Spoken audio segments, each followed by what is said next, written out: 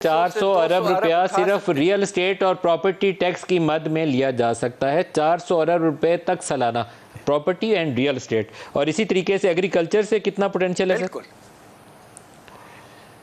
اگر آپ نے صرف بڑے فارمرز پر ٹیکس لگایا جن کی فارم سائز جو ہے وہ 100 ایکڑ سے زیادہ ہے، یعنی کہ بہت بڑے فارمرز، تو تقریباً 150 ارب نیٹ آپ کم از کم حاصل کر سکتے ہیں.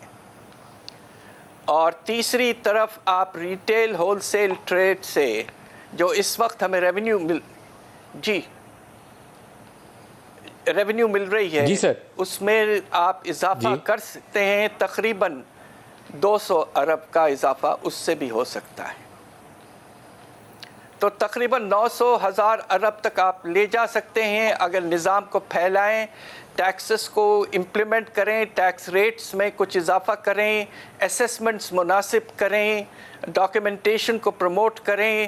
تو ان 3 سیکٹرز یا شعبوں سے آپ کو کم از کم 900 سے 1000 ارب مل سکتا ہے. سر ایک آخری آپ سے سوال ایکسپورٹس کے اوپر پوچھ لوں. ہم جتنا مرضی زور لگا لیں خاص حد سے زیادہ امپورٹس کو نیچے نہیں لے جا سکتے. برآمدات ہماری اوپر نہیں گئیں، روپیہ 200 سے 300 پہ پہنچ گیا ہے. برآمدات 31 کی بجائے 26 پہ آ گئی ہیں. بنگلہ دیش 50-52 ارب ڈالر ایکسپورٹس کر رہا ہے، ہم پیچھے کے پیچھے کھڑے ہیں. کچھ اس میں بھی کچھ سائنس بتائیں کہ وہاں پہ بھی کچھ ایکٹیویٹی شروع ہو جائے. بات دراصل یہ ہے کہ دیکھیے، وتھ آل ڈیو ریسپیکٹس، ہمارے فائنانس منسٹر کو ایکسچینج ریٹ کی ایڈجسٹمنٹ بہت نامناسب لگتی ہے.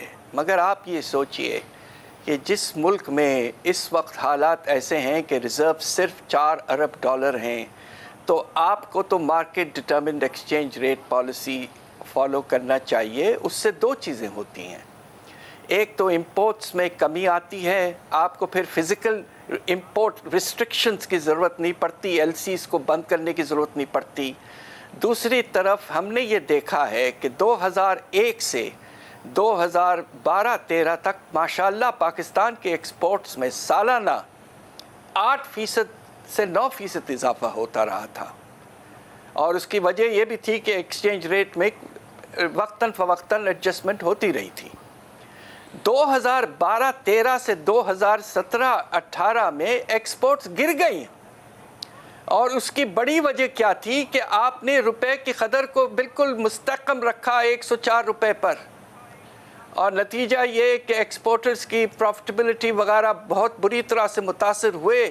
اور آپ کا جب 2017-18 آخری سال ختم ہوا ہے، تاریخ کا سب سے بلند ڈیفیسٹ رہا. اب آپ کو یہ کرنا ہے کہ let the exchange rate be market determined. دوسرا، with all due respects to the IMF، یہ جو 21% آپ نے سر سود رکھا ہے، یہ بالکل نامناسب، انسسٹینیبل ہے. You have to convince them. Otherwise دیکھیے اس کے نتیجے میں آپ کو حیرت ہوگی، پرائیویٹ سیکٹر کریڈٹ جو ہے جس کا فلو اس سال 99% گر گیا ہے.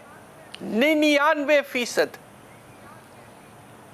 انویسٹمنٹ جب تک نہیں ہوگی، اللہ کے فضل سے کووڈ کے بعد ہمارے ٹیکسٹائل سیکٹر میں انویسٹمنٹ ہوئی، مگر آج وہ استعمال نہیں ہو رہی ہے.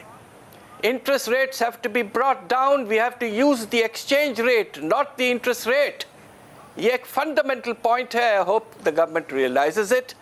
And we have to provide an opportunity for our exporters to move forward by giving them some additional profitability.